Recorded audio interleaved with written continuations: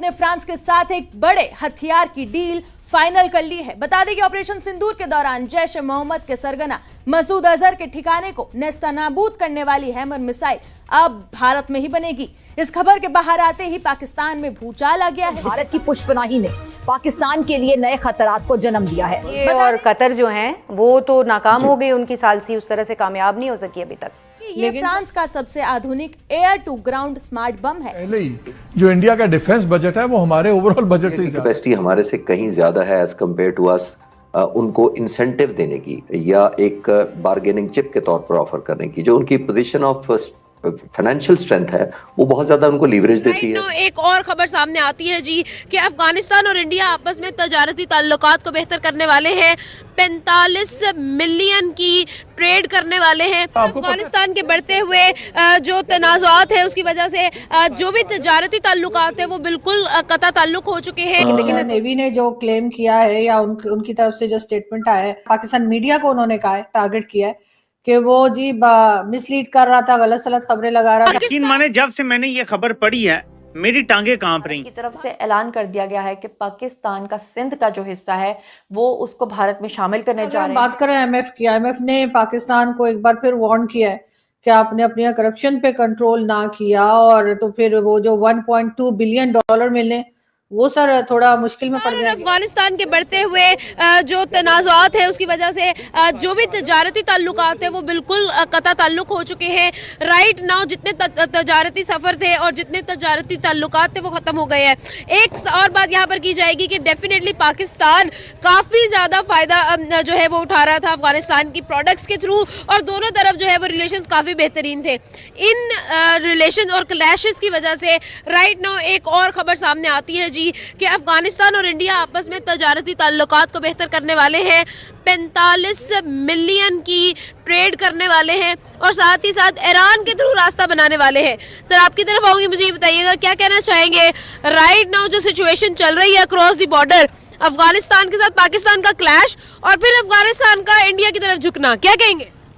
पाकिस्तान की जो मौजूदा हुकूमत है, कोई भी हुकूमत आती है पाकिस्तान बिजनेस के लिए काम नहीं कर रहे, तालीमी इदारे के लिए काम नहीं करते। ठीक है, आपको पता है कि जो हम इस टाइम डीजल पेट्रोल हम 280 इस हिसाब से ले रहे हैं, ये हम ईरान से ले लेना तो यहाँ पे 150 रुपये पे पड़ेगा। ठीक है, और ईरान से हमें 75 रुपये का यहाँ आके पड़ेगा। 75 रुपये हमारी गवर्नमेंट मुनाफा कमा सकती है। लेकिन ये यहाँ पे ना आवाम को रिलीफ है ना किसी को। आपको याद होगा 1-2 हफ्ते पहले टमाटर 800 रुपये किलो हो गए थे।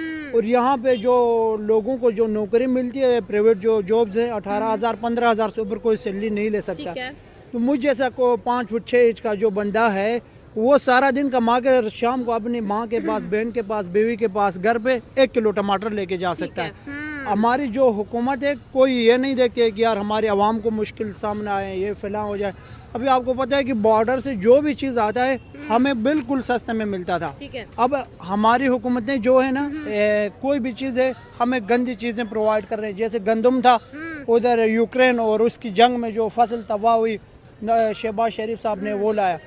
यहाँ पे ये है कि कोई भी मिनिस्टर आता है तो वो यही सोच रहा है यार 5 साल करूँ, उसके बाद उससे पहले उसका कोई ना कोई कज़न, भांजा, बेटा ऐसे लगता है।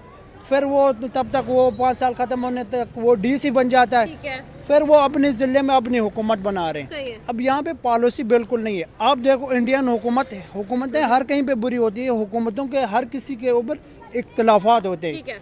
अब इंडिया कहीं से इंडिया अगर यूएस से डील कर रही है तो बिजनेस के बारे में डील कर रही है। वो ये देख रही है कि यार हमारी गुर्बत को कैसे ख़त्म करें। सबसे बुरी बात है गुर्बत, भूख में। अभी कह रहे हैं पाकिस्तान में हालात धमाके हो रहे हैं, फैला हो रहे हैं। आप भूख ख़त्म कर लो।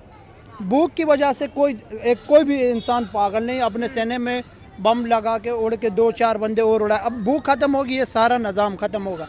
हमारी जो भी इकॉनमी है, अब देखो आईएमएफ ने जो हमारी रिपोर्ट जारी की उस पर 5300 अरब रुपए के करप्शन है। ठीक है, अब बात यह है कि अफगानिस्तान से इतना माल आ रहा था, इतने लोग बेघर हो गए। यहाँ पे जिनकी प्रॉपर्टी थी वो भी बेघर हो गई। जहाँ पे हमारे पाकिस्तानियों ने अफगानिस्तान पे पैसे लगाए थे, कुछ ऐसे थे ड्राई फ्रूट के कारोबार पे लगाए, किसी ने गाड़ी की स्मगलिंग, सुपर पार्ट। अब ये कह रहे हैं स्मगलिंग ये फिलहाल ये ड्रग्स नहीं बेच रहे। अगर आप अखरोट बादाम पिस्ता जो भी चीज़ लाते हैं, कपड़े लाते हैं, तो यहाँ तक भी हमारी हुकूमत कह रही है स्मगलिंग, ये कोई स्मगलिंग नहीं। आप जाओ किसी और मुल्क में उधर या उनकी तरफ से जो स्टेटमेंट आया है कि जिस वक्त ऑपरेशन सिंदूर जारी था तब पाकिस्तान जो है उसकी तरफ से या पाकिस्तान मीडिया को उन्होंने कहा है, टारगेट किया है कि वो जी मिसलीड कर रहा था, गलत सलत खबरें लगा रहा था। क्या कहेंगे आप? उन्होंने कहा जी जो चाइनीज एम्बेसीज हैं उन्होंने इंडिया पाकिस्तान क्लैश का फायदा उठाया और उन्होंने Pakistan's use of Chinese weapons to down French Rafale fighter jets used by India also became a particular selling point for the Chinese embassies. ठीक है, और जी फ्रेंच इंटेलिजेंस ने ये नोट किया कि चाइना ने डिसइंफॉर्मेशन कैंपेन शुरू की ताकि फ्रेंच राफेल की सेल रोकी जाए और इसके अपने J-35 एंड कुछ कहा जाए और फेक सोशल मीडिया अकाउंट्स को प्रोपेगेट किया और एआई वीडियोस बनाई एंड और उसके डेब्री दिखाए एंड ऑल दैट। लेकिन सर अगर हम बात करें आईएमएफ की, आईएमएफ ने पाकिस्तान को एक बार फिर वार्न किया है कि आपने अपने करप्शन पे कंट्रोल ना किया और तो फिर वो जो 1.2 बिलियन डॉलर मिलने वो सर थोड़ा मुश्किल में पड़ जाएंगे।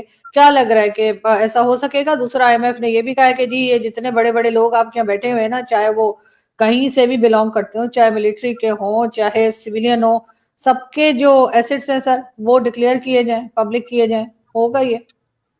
देखिए पहली बात तो ये है कि मेरा ख्याल है कि ये जो ताकतवर लोग जहां भी हों सबके एसेट्स आने चाहिए, डिक्लेयर होने चाहिए, पब्लिक को ट्रांसपेरेंसी होनी चाहिए।